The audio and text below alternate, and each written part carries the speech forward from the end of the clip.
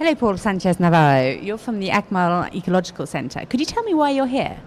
Yes, here today, here in the COP. I'm here because, first of all, to learn, because there's quite a lot of action going on in the world related to climate change activities and everything that's been talked about.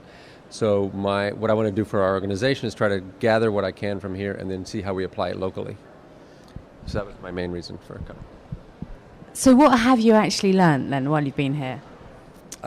Two things. Well, three things actually. First, that a lot of money is spent to organize these meetings where very little is achieved in the government meetings, which is amazing because if a nonprofit had to respond that way with results, it would never get funding again, the way the governments do. I mean, we're held to a higher standard, and I think it's interesting. I would love to have that sort of results-oriented dynamic with governments, because if they would have to go home and tell their citizens, what did you get with your money that we all spent in Cancun, that would be an interesting question. But then that's the first thing I learned. The other thing is there's an amazing amount of stuff going on with the private sector and other nonprofits, from everything from children's groups to gender equity in Africa. So many things going on that we never hear about at the local level here, for example. So these venues are excellent opportunities to see what's going on and really inspires you to keep going. You know, with what we're doing, we're a tiny NGO on the coast south of Cancun, struggling every day with reef conservation, turtle conservation, ecosystem management, and water quality. And sometimes we get lost in what we're doing, thinking that like there's nobody else out there, but it's amazing. And that's the second thing I learned. And then the last is just to create the alliances you can to get things done, because that's where I see things are getting done between the private sector and nonprofits, for example, much more than with governments. So could you tell me a little bit about what your organization does exactly? Okay, well, the Centro Ecológico Akumal, for its name in Spanish, is a small nonprofit on the coast in Akumal, an hour and a half south of here, and it started 17 years ago, basically to look at research on the ecosystem, because very little was known about the region, and to try to create models for sustainability based on the local ecosystems.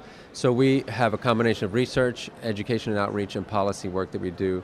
Our main focus is the Mesoamerican reef, but from there you work back to, for example, water quality, because the biggest thing killing the reef here on the coast in the Mexican Caribbean is water pollution. With all the tourism we have here, we just don't have water treatment the way it needs to be. So that's one of the big problems.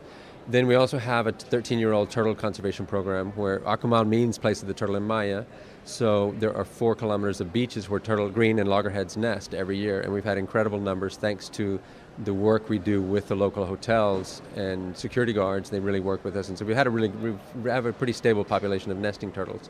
And then in the end, it's visitor education and local population education, which are two different things. You know, one is to educate tourists about why you shouldn't ride the turtles, or why sea turtles don't eat bananas, for example, that sort of thing.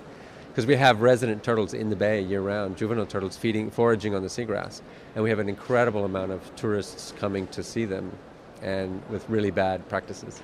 So it's a combination of all of that, and then try to influence policy, development policy, so that everybody says we don't want another Cancun. We recognize it as the poster child for unsustainable development, but we don't change very much of our zoning, our laws, our implementation, and our enforcement to make sure it doesn't happen all the way down the coast to Belize.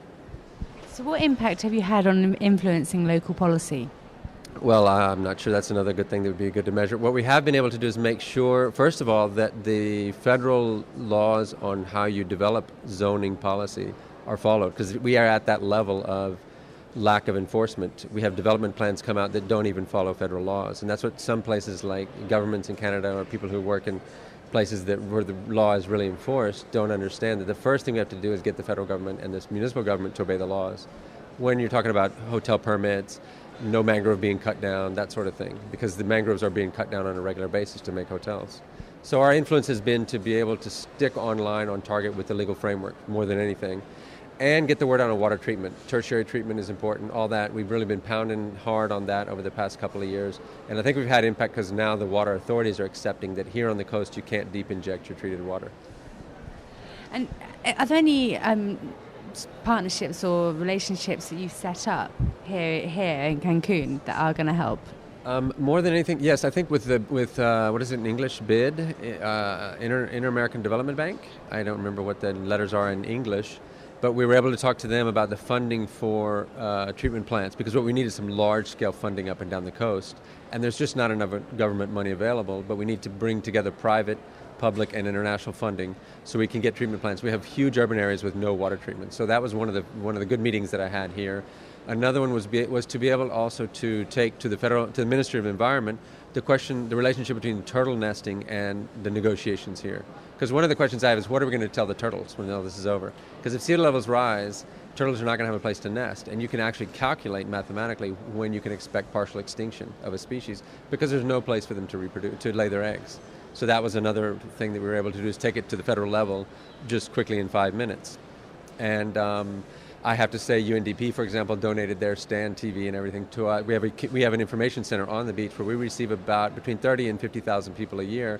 So we'll be able to broadcast a lot of the videos, a lot of the information available to a larger audience, thanks to a donation specifically from the group here. Thank you very much. I hope you have a lot better story to tell the turtles when you go home. Thank you.